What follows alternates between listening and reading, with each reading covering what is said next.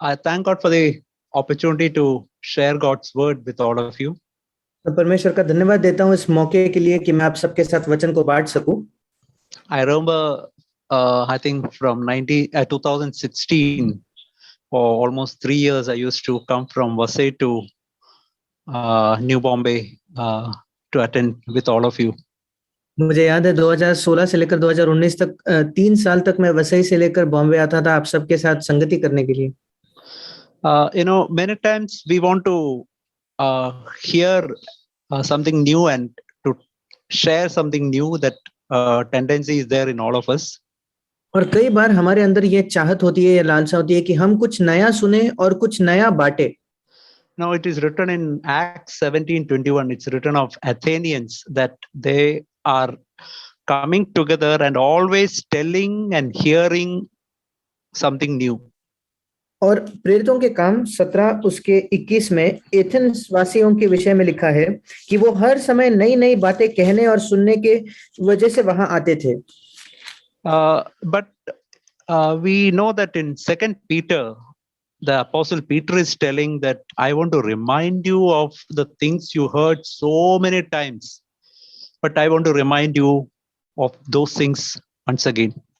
पर हम जानते हैं कि दूसरे पत्रस में पत्रस कहता है कि मैं तुम्हें उन बातों के विषय में याद दिलाना चाहता हूं जो तुम कई बार सुन चुके हो, पर उसके बावजूद मैं उन्हें फिर दोहरा कर याद दिलाना चाहता हूं।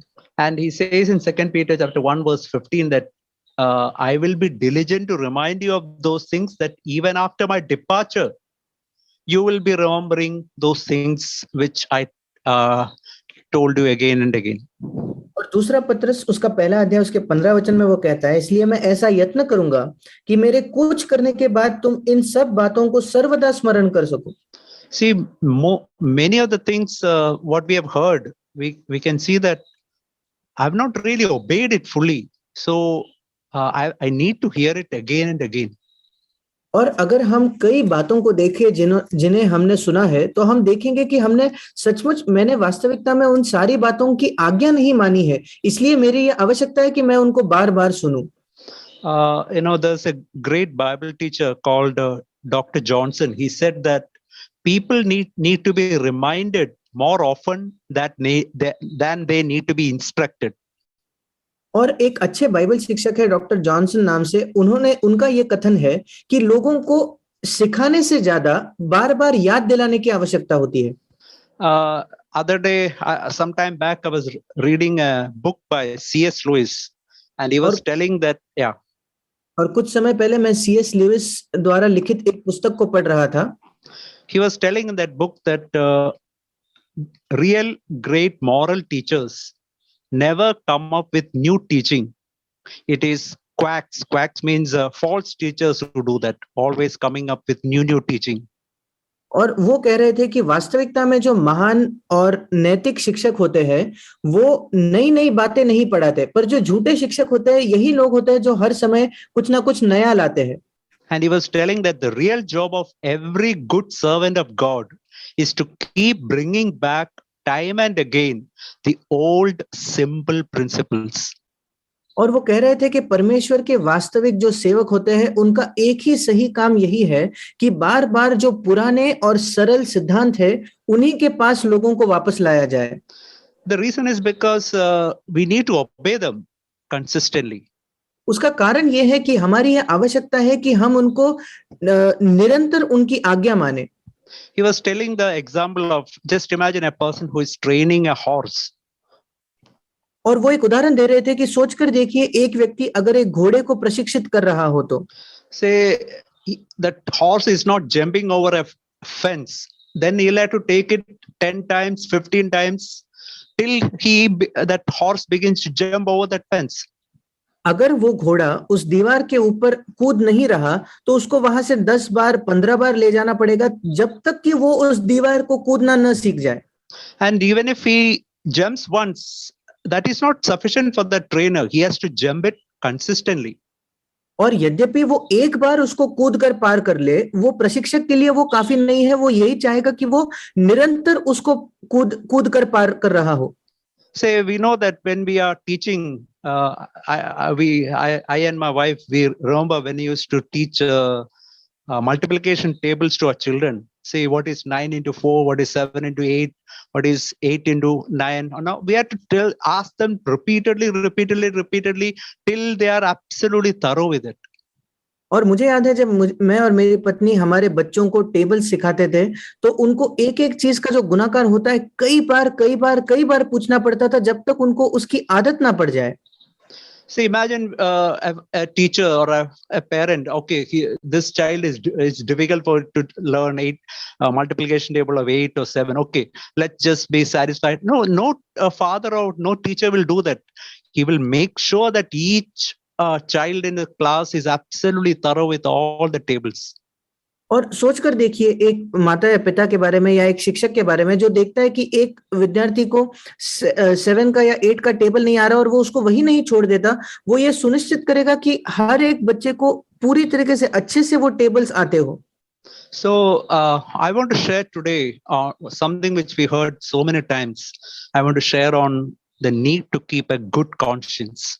और इसलिए आज मैं बांटना चाहता हूं एक ऐसे विषय में जिसके विषय में हमने कई बार सुना है, वो है एक साफ विवेक रखने की आवश्यकता. We read in Matthew chapter 6 verse 22 and 23. हम मत्ती 6 उसके 22 और 23 में पढ़ते हैं. Here it's written, the lamp of the body is the eye. If therefore your eye is clear, the whole body will be full of light. If your eye is bad, the whole body will be full of darkness. If therefore the light that is in you is darkness, how great is the darkness?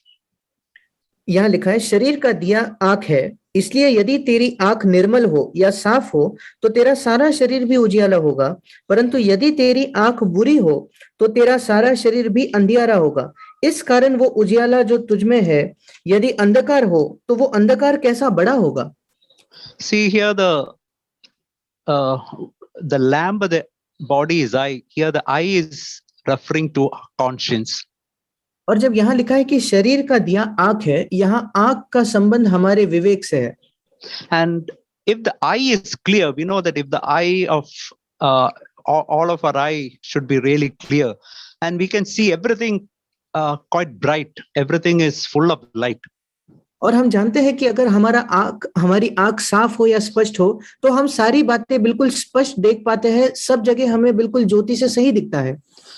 I remember I had a colleague in the college. Her eyesight was slowly diminishing. She was a young lady, and by the time I retired, she almost became totally blind. और मुझे याद है मेरे साथ college में एक सहकर्मी थी और उनकी जो आंख की देखने की क्षमता थी वो धीरे धीरे धुंधली होते जा रही थी और जब तक मैं रिटायर हो गया तब तक वो पूरी तरीके से अंधी हो चुकी थी. So that is what will happen if we don't keep our conscience clear all the time. If we allow our conscience to be blunted, what will happen is our spiritual eyesight will become dark. That means we won't have light, we will have darkness. और यही होगा हमारे साथ भी अगर हम अपने विवेक को साफ न रखें तो हमारी जो आत्मिक आंखें हैं या आत्मिक दृष्टि है वो धुंधली हो जाएगी और फिर हम अंधे हो जाएंगे. I remember when I was in Mumbai, once when I came to Kerala, I was removing the bulb of from one socket, and quite a lot of dirt, small pieces of that dirt fell into my eye. और मुझे याद है एक बार जब मैं मुंबई से केरला आ रहा था तो एक बल्ब साफ करते वक्त वहां से बहुत सारे धूल के से छोटे-छोटे चीजें मेरी आंख में चले गई. And I remember I had to wash my eye for almost 10 minutes or 12 minutes for all the dirt for all the small dirt to be removed from my eye. और मुझे याद है कैसे मुझे मेरे आंख को कम से कम 10 से 12 मिनट तक धोना पड़ा ताकि वो सारी जो गंदगी, सारी जो धूल मेरे आंख में चले गई थी वो बाहर निकल आए. And I remember the Lord telling, I want you to keep your conscience like this. और मुझे याद है कि प्रभु ने मुझसे कहा कि मैं चाहता हूं कि तुम अपने विवेक को इस प्रकार रखो. So it's so important that we should not, that if a small dot, a small speck enters our eye, it's such a terrible irritation. और इसलिए ये बेहद जरूरी है। हम जानते हैं कि एक छोटी सी भी धूल की अगर एक तिनका भी हमारे आंख में चले जाता है तो हम उससे कितना परेशान हो जाते हैं। And till that dirt, till that spot goes out from our eye, we are completely restless. और जब तक वो धूल या जब तक वो तिनका हमारे आंख से निकल नहीं जाता हम पूरी तरीके से बेचैन होते हैं। That is how we keep our conscience all the time. ऐसे ही हमें अपने विवेक को हर समय रखना है। But it's written here that if the light that is in you is darkness, how great is the darkness? और यहाँ लिखा गया है कि वो उजियाला जो तुझ में है यदि अंधकार हो तो वो अंधकार कैसा बड़ा होगा। That means if the conscience is telling us in some area, maybe we have to ask forgiveness or we have to set right certain matter, and we are not ready to do that. इसका मतलब अगर हमारा विवेक हमसे कहता हो कि हमें किसी जगह माफी मांगनी है, कोई काम को सही करना है और अगर हम वो करने को तैयार न हो तो, and instead of that we are trying to justify ourselves in that particular matter. और वो करने के बजाय हम उस क्षेत्र में अपने आप को धर्मी ठहराने की कोशिश करें या सही ठहराने की कोशिश करें तो that is an extremely dangerous thing to do. ये एक बहुत ही खतरनाक चीज है जो हम कर सकते हैं। Then what will happen is what is written here. If the light that is in you, that means a certain dark thing, I'm trying to call it light. Then Bible says, so great will be that darkness. और फिर जो यहाँ लिखा है वो हमारे बारे में सच हो जाएगा कि जो उजियाला है वो अंधकार होता है। इसका मतलब जो एक चीज अंधकार है मैं उसी को उजियाला कहने की या ज्योति कहने की कोशिश कर रहा हूँ। That is why whatever be our fault, whatever be our sin, if we are honest, completely honest and not justifying ourselves, Lord, I'm ready to pay any price, but I want to keep a good conscience. And if I'm ready to be honest totally, then Jesus can truly help us. और इसलिए हमारी गलती कोई भी क्यों ना हो, हमारा पाप कोई भी क्यों ना हो, अगर हम वास्तविकता में ईमानदार है और अगर हम कीमत चुकाने के लिए तैयार है, uncle can you repeat one? In that case, Jesus can really help us and save us.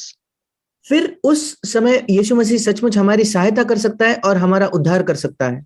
We know that in the Garden of Eden, God asked Adam and first asked Eve and then Adam regarding sin, but they were pointing out to somebody else. They were trying to justify themselves and trying to blame others. And that's why God has to drive both of them out of that garden. और हम जानते हैं कि एदेन के बगीचे में पहले परमेश्वर ने आदम से पूछा और फिर हवा से पूछा पर पाप के विषय में, पर दोनों ने अपनी गलती मानने के बजाय अपने आप को सही ठहराकर दूसरे की गलती दिखाने की कोशिश की और इस वजह से उन दोनों को अदन से निकाल दिया गया। But if that day, if they owned up their sin and if they humbled themselves, the story would have been totally different. पर उस दिन अगर वो अपने आप को नम्र करके अपनी पाप को मान लेते तो कहानी बिल्कुल अलग होती। I remember in my own life when I was working in the college, one day one particular job was given to me which was not mine, and I spoke rudely to my vice principal. और मुझे याद है अपने ही जीवन में जब मैं college में काम कर रहा था तो मुझे एक ऐसा काम दिया गया जो वास्तविकता में मेरी जिम्मेदारी नहीं थी और इसलिए मैंने अपने जो प्रिंसिपल थे उनसे बहुत ही रूडली या असभ्य तौर पर बात की। And the Holy Spirit was telling me you should go and ask forgiveness. और पवित्र आत्मा मुझसे कह रहा था कि तुम्हें जाकर माफी मांगनी चाहिए। But I remember that I refused to do that 1 day, 2 days, 3 days. पर मुझे याद है कि मैंने ऐसा करने से बिल्कुल इनकार किया, 1 दिन तक, 2 दिन तक, 3 दिन तक। And afterwards I found that I think on the third day I found that I was not having the interest to read Bible and pray and all these things. And I was asking, Lord, what is happening to my life? और फिर तीसरे दिन के बाद मैंने पाया कि मुझे बाइबल पढ़ने में कोई दिलचस्पी नहीं थी, प्रार्थना करने में कोई दिलचस्पी नहीं थी और फिर मैं प्रभु से पूछने लगा कि प्रभु मेरे जीवन के साथ क्या हो रहा है। The Lord was telling, in a football game, if the referee blows a whistle, what should the players do? They should bring the ball to the place where the foul is committed, and from there they have to start the game. और प्रभु ने मुझसे कहा कि अगर कोई football के खेल में वो रेफरी अपनी सीटी बजाता है तो खिलाड़ियों को क्या करना होता है? उनको बॉल को वही लाना होता है जहां गलती हुई थी और आगे वो गेम वहीं से शुरू हो सकता है।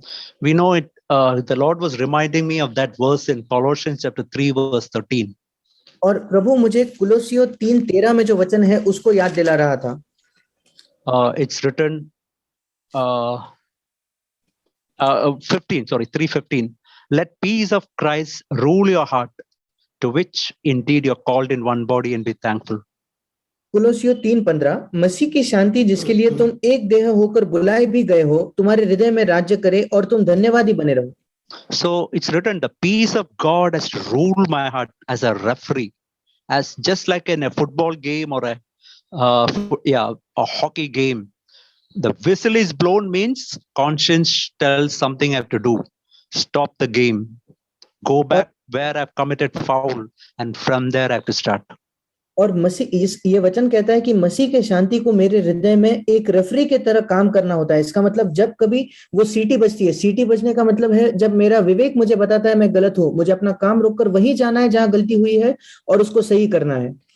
In the Old Testament, things were different. It was not like that. पुराने नियम में बातें अलग थी, ये ऐसा नहीं होता था. We know, we have heard in the church about David. The last words David said before his death was, he was telling Solomon how to take revenge on Shimei. हमने अपने कलीसिया में सुना है दाऊद के बारे में कि दाऊद के आखिरी शब्द ये थे कि उसने अपने बेटे सुलेमान से कहा कि उस शिमेई के साथ कैसे उसको बदला लेना है. Just imagine, David was a man after God's own heart, and he kept that revenge for many years in his heart, that unforgiving attitude in his heart for many, many years. But still he went to heaven. और सोचकर देखिए, दाऊद एक ऐसा व्यक्ति था जो बिल्कुल प्रभु के हृदय के जैसा था. उसके बावजूद कई कई सालों तक उसने उस बदले की भावना को अपने दिल में रखा और उसके बावजूद वो स्वर्ग गया. Just before his death, he also was telling about Joab, who killed two of the generals, that he was telling Solomon he had to take revenge on him also. और उसके मौत के मृत्यु के थोड़े ही समय पहले वो योआब के बारे में भी बता रहा था कि जिसने 2 लोगों की हत्या की थी और वो कहता है कि तुझे इसको भी मारना है. So just imagine, see, God was overlooking all these things in the Old Testament. और सोचकर देखिए कि प्रभु इन सारी बातों को पुराने नियम में नजरअंदाज करता था. But I want to tell you, in the New Testament, it is not like that. पर मैं आपको बताना चाहता हूं कि नया नियम में ऐसा नहीं है.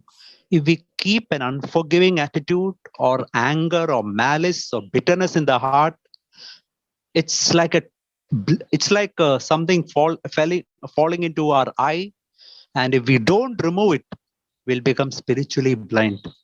और अगर हम अपने हृदय में अक्षमाशीलता या कड़वाहट या किसी के प्रति द्वेष की भावना रखते हैं तो वो हमारे आंख में कुछ गिरने के जैसा है. I want to show you this portion in James chapter 2. मैं आपको याकूब उसके दूसरे अध्याय में ये वचन दिखाना चाहता हूँ. Here it's written of a sin which many of us don't consider as sin. यहाँ एक ऐसे पाप के विषय में लिखा है जिसके विषय में हम में से कई लोग उसको पाप नहीं समझते. Many of us may not think of partiality as sin. हम में से कई लोग पक्षपात को एक पाप नहीं समझते होंगे. But just think of what is written in James chapter 2. See, I don't want to read everything, but I just will tell you, imagine that in our church, a rich man comes and a poor man also comes to the church, but we are giving honor to the rich man and we are disregarding the poor man. और सोचकर देखिए कि हमारे कलीसिया में एक धनी या अमीर व्यक्ति आता है और उसी समय गरीब व्यक्ति भी आता है और हम उस धनी व्यक्ति को ज्यादा आदर देते हैं और उस गरीब व्यक्ति को नजरअंदाज मानो कर देते हैं. And see what is written in verse 9. If you show partiality, you are committing sin and you are convicted by the law as transgressor. और 9वां वचन कहता है, पर यदि तुम पक्षपात करते हो तो पाप करते हो और व्यवस्था तुम्हें अपराधी ठहराती है. See, in many of our Indian families, I found that many times importance is given to boys and they disregard girls. और हमारे जो भारतीय परिवार होते हैं उसमें कई बार मैंने देखा है कि जो लड़के होते हैं उनको ज्यादा उन पर ध्यान दिया जाता है और जो लड़कियां होती है उनको नजरअंदाज कर दिया जाता है. I remember when I was working in the college many years ago, I remember one teacher telling like this, in commerce there is asset and liability. He was telling that boys are asset, girls are liability. I was thinking, what a terrible type of consideration is that? और मुझे याद है कई सालों पहले जब मैं college में काम कर रहा था तो एक व्यक्ति कह रहे थे जैसे कॉमर्स में एक एसेट और लायबिलिटी होती है। एसेट मतलब कोई फायदे की चीज और लायबिलिटी मतलब जो एक बोझ जैसा हो। तो वो कह रहे थे अगर लड़के हो तो वो एक फायदा है और लड़कियां हो तो वो एक बोझ जैसा है। और मैं यही सोच रहा था कि ये कितनी एक भयानक और बुरी सोच है इस व्यक्ति की। And I remember after our marriage, I said, Lord, first give me a girl child. And after that, if you want to give me a boy child, it's okay. But I want to prove to this world that it's not like that with in my life. और मुझे याद है मेरे विवाह के बाद मैंने प्रभु से प्रार्थना की थी कि प्रभु पहले मुझे एक लड़की देना, उसके बाद अगर आप चाहो तो मुझे एक लड़का दे सकता हो, क्योंकि मैं अपने जीवन में ये सिद्ध करना चाहता हूं कि मेरे जीवन में ये ऐसा नहीं होगा। And I and my wife made it a point that in our house, there will not be any partiality between my girl child and boy child. Both will be given equal consideration. और मैंने और मेरे पत्नी ने ये निर्णय किया कि हमारे परिवार में लड़की और लड़का दोनों को बिल्कुल समान समझा जाएगा।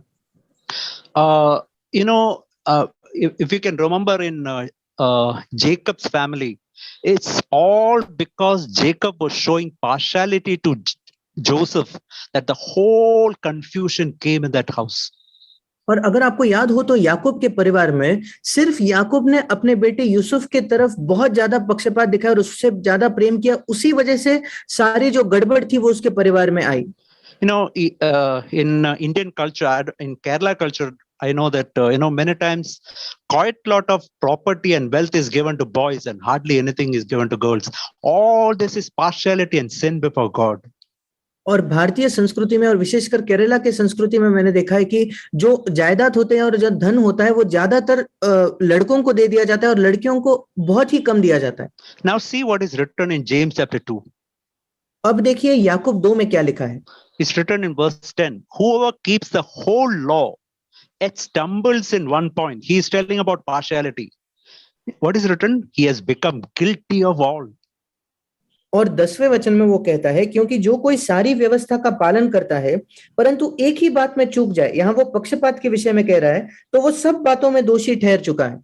And then he says in verse 11, imagine a person is telling, I do not commit adultery, but he is committing murder.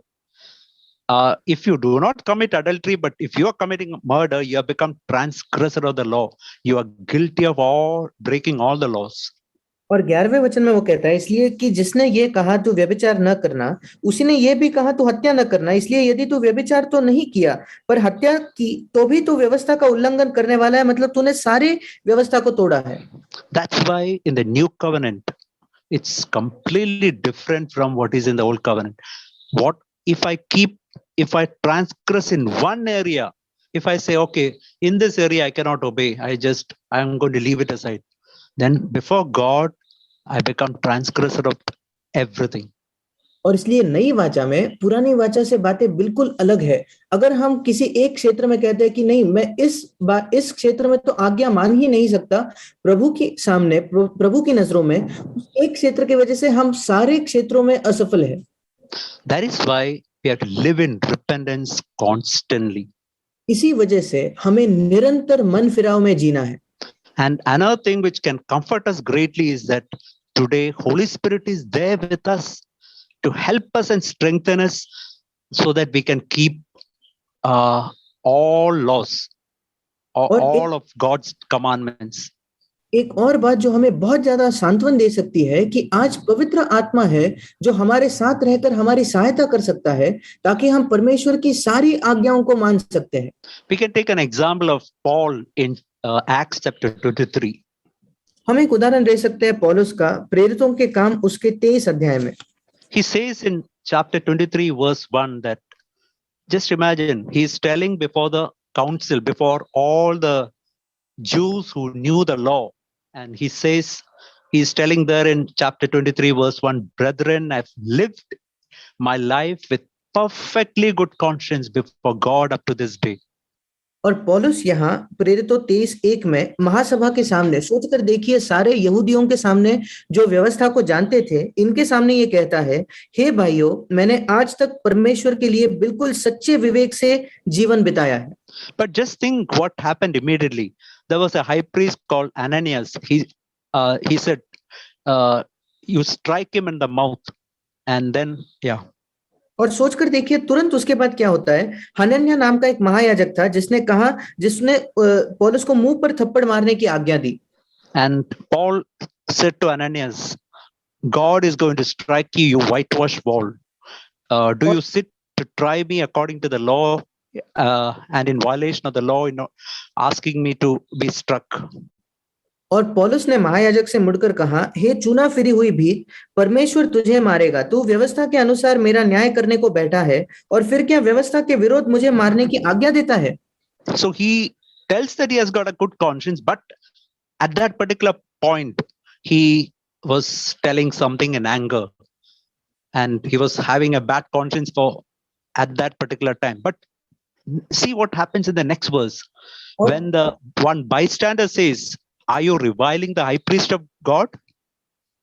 और अभी अभी पौलुस कहता है कि वो एक साफ या सच्चे विवेक के साथ जी रहा है, और तुरंत एक क्षण में क्योंकि उसको गुस्सा आ जाता है वो अपने अच्छे विवेक को खो बैठता है।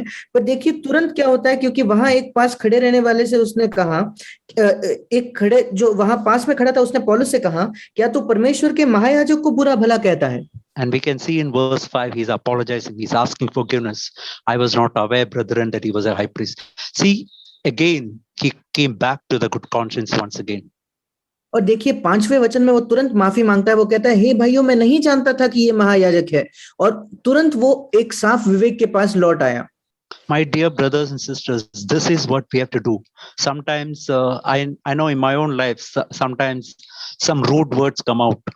All on a sudden, it just pops up sometimes. I never wanted to tell that, but sometimes towards my wife or towards somebody, some rude word comes. But it's very important that we apologize quickly and set the matter right and continue to have good conscience.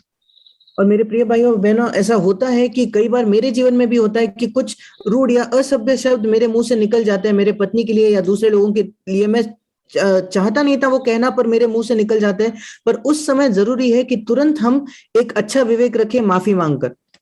See, just like our eyes are closing and opening constantly, washing our eyes continuously of every dirt, the same thing we have to do with our heart. Constantly be cleansed by the blood of Jesus, and always keeping, as Paul says, I always keep a good conscience towards God and towards man.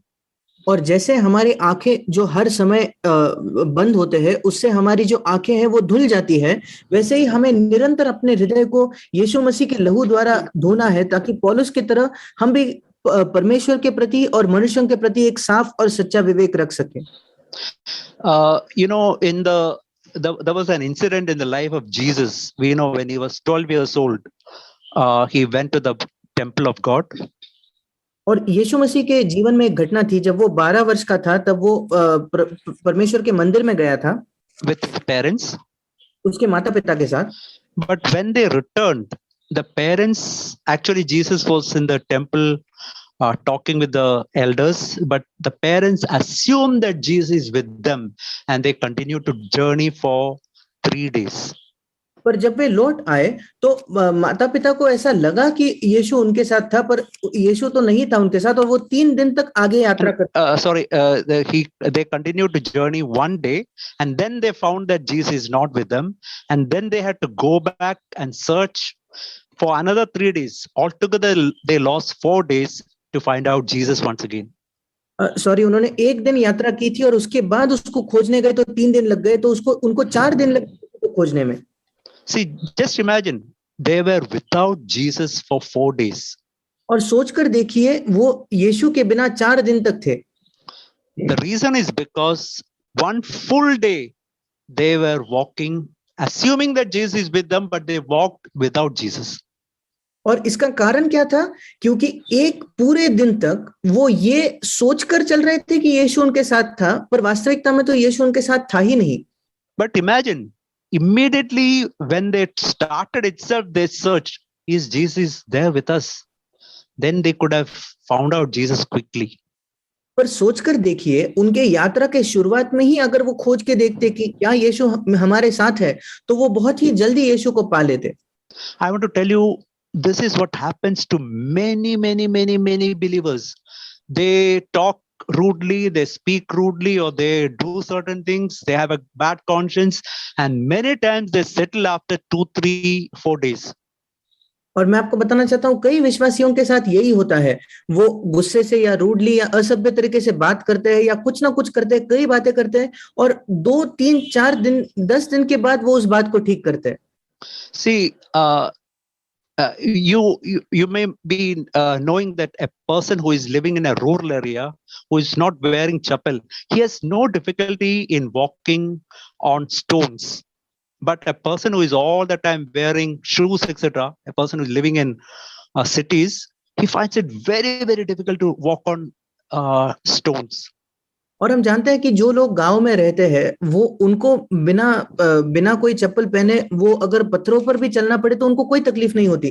पर जो शहर में रहते हैं जिनको हर समय चप्पल पहनने की आदत है तो उनको बहुत कठिन होता है किसी पथरीले मार्ग पर चलने को।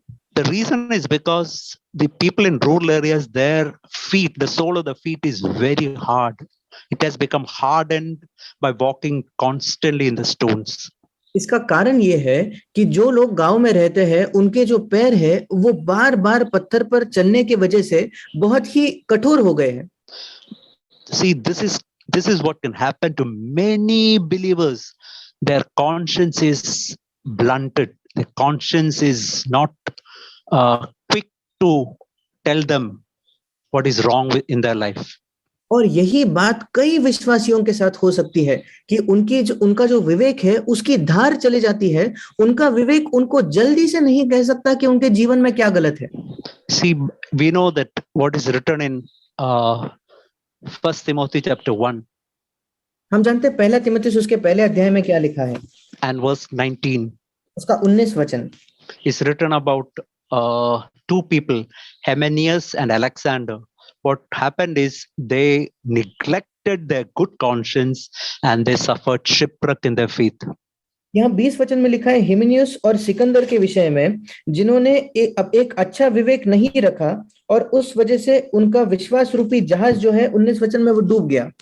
See, we know that there is no need for a huge iceberg to hit a ship for that for water to come in, for that water sink, for that ship to sink. और हम जानते हैं कि अगर एक जहाज को डूबना है तो कोई जरूरत नहीं कि एक बहुत बड़ा बर्फ का पहाड़ से वो टकराए और फिर पानी अंदर आएगा और फिर वो डूबेगा। But at the bottom of the ship, if there is a small hole, that is sufficient for the water to come in and make that ship sink. पर उस जहाज के निचले हिस्से में अगर एक छोटा सा भी होल हो तो वो भी पर्याप्त है कि उसमें से पानी अंदर आए और वो जहाज डूब जाए। That is exactly what we have to remember with good conscience. We should always allow we have to remember to keep a good conscience all the time in our Christian life. और एक अच्छे विवेक के बारे में हमें यही याद रखना है कि हमें ये जरूरत है, ये आवश्यक है कि मसीह जीवन में हम निरंतर एक अच्छा विवेक रखें। See what is written in 1 Timothy chapter 3 verse 9 also, holding the mystery of faith with a clear conscience. और पहला तीमुथियुस 3:9 भी कहता है पर विश्वास के भेद को शुद्ध विवेक से सुरक्षित रखें। In other words, our Christian faith will not be there if we do not have a good conscience. दूसरे शब्दों में हमारा मसीह विश्वास होगा ही नहीं अगर हमारे पास एक अच्छा विवेक नहीं है तो। And in 1 John it is written, if we have a good conscience, we have a confidence before God. और पहला यूहन्ना में लिखा है कि अगर हमारे पास एक अच्छा विवेक है तो हमारे पास परमेश्वर के सामने हिया होता है। We can read that in 1 John chapter 3 and verse 21. Beloved, if our heart does not condemn us, we have confidence before God. और पहला यूहन्ना 3:21 हमें बताता है, हे प्रियो यदि हमारा मन हमें दोष न दे तो हमें परमेश्वर के सामने हिया होता है। That is how we all have to live, with boldness, with tremendous confidence, and for that we have to keep always a good conscience. और इसी प्रकार हम सबको जीना है एक हिम्मत के साथ, एक बड़े हियाव के साथ, और उसके लिए हमें एक अच्छे विवेक के साथ जीना होगा। But it's written in verse 20, in whatever our heart condemns us, what should we do? We have to go to God and ask, Lord, what is the reason My conscience is troubling me. Lord, I'm ready to take any step for that matter. I'm ready to ask forgiveness to anybody. We have to go to God, is written. God is greater than our heart. He knows all things. He will show us what is the problem with the conscience, and we should be ready to take any step to settle that. और 20 वचन हमें बताता है, जब कभी हमारा मन हमें किसी बात में दोषी ठहराता है या हमें पता चलता है कि कुछ गलत है, तो हमें परमेश्वर के पास जाकर पूछना है कि प्रभु क्या गलती है, क्यों मेरे विवेक में मुझे ये महसूस हो रहा है। क्योंकि 20 वचन कहता है परमेश्वर हमारे मन या हमारे विवेक से बड़ा है, वो हमारे विचारों को जानता है, वो हमें बताएगा और हमें कोई भी कीमत क्यों ना चुकानी पड़े, कोई भी कदम क्यों ना उठाना पड़े, हमें उठाना चाहिए। I remember I told the Lord once, Lord, I'm ready to ask forgiveness to any servant or beggar or anybody. But Lord, I want to always keep a good conscience. मुझे याद है एक बार मैंने प्रभु से कहा था, प्रभु मैं एक सेवक से माफी मांगने को तैयार हूं, मैं एक भिखारी से माफी मांगने को तैयार हूं, पर मैं निरंतर एक अच्छा विवेक रखना चाहता हूं। I remember many years ago, once I spoke rudely to the one lady who was coming to take the kachra from the home, and the Holy Spirit told me to ask forgiveness to her, and next day I did that. और मुझे याद है कई सालों पहले एक स्त्री जो हमारे यहाँ से कूड़ा कचरा उठाने के लिए आती थी, उससे मैंने थोड़ा सा गुस्से से बात कर दी थी, तो पवित्र आत्मा ने मुझसे कहा माफी मांगने के लिए, और अगले दिन मैंने माफी मांगी। I want to give this comforting word to you. Imagine in one area we find it difficult to go and ask forgiveness or to take that step to keep a good conscience. और मैं आपको सांत्वन के ये शब्द देना चाहता हूं, सोचकर देखिए एक क्षेत्र में अगर हम कठिन एक मुश्किल महसूस करते हैं कि एक कदम उठाकर अच्छा विवेक रखने की, I want to tell you, we can go to Jesus and we can ask, Lord, help me in this area. Lord, I want to go and ask forgiveness, but I find it very difficult, but please help me. I want to tell you, God, Holy Spirit will enable us. He is the one who gives us the desire and the ability to obey him. मैं आपको बताना चाहता हूँ यीशु मसीह हमारी सहायता करेगा। अगर हम उसके पास जाकर कहेंगे कि प्रभु मैं माफी मांगना चाहता हूँ, अच्छा विवेक रखना चाहता हूँ, पर मेरे लिए बहुत कठिन होता है, तो पवित्र आत्मा हमारी सहायता करेगा, क्योंकि पवित्र आत्मा ही है जो हमें इच्छा भी देता है और करने की क्षमता भी देता है। Last, I just want to read this verse in Ephesians chapter 3 verse 20. It's written, now to him who is able to do exceedingly abundantly beyond all that we ask and think. Just imagine, God is able to do much more than what we ask or what we even think. और अंत में मैं एक वचन पढ़ना चाहता हूं, इफिसियों 3:20, अब जो ऐसा सामर्थी है कि हमारी विनती और समझ से कहीं अधिक काम कर सकता है, उस सामर्थ के अनुसार जो हमें कार्य करता है। सोचकर देखिए, वो जो हमारे विनती और सोचने से भी ज्यादा काम कर सकता है। It's written according to the power that works in us. That is the power of the Holy Spirit. और यहाँ लिखा है उस सामर्थ के अनुसार जो हम में कार्य करता है, वो है पवित्र आत्मा की सामर्थ। I want to tell you, the Holy Spirit is there with us to help us to obey, take any step needed to always keep a good conscience. मैं आपको बताना चाहता हूँ पवित्र आत्मा हमारे साथ मौजूद है, कोई भी कदम हमें उठाने के लिए, सामर्थ देने के लिए, ताकि हम हर समय एक अच्छा विवेक रखें। So I want to encourage all of you, as just like Paul says in 1 Corinthians chapter 4, is written, I'm conscious of nothing against myself. That should be the word, that should be the sentence all of us should be telling all the time. I'm conscious of nothing against myself in my Christian life. और इसलिए मैं आप सबको प्रोत्साहित करना चाहता हूं उसी वचन के साथ जो पौलुस ने 1 कुरिन्थियों 4:4 में कहा, क्योंकि मेरा मन मुझे किसी बात में दोषी नहीं ठहराता, और यही एक गवाही है जो हम सबको निरंतर देनी चाहिए। So may God help us. परमेश्वर हमारी सहायता करे।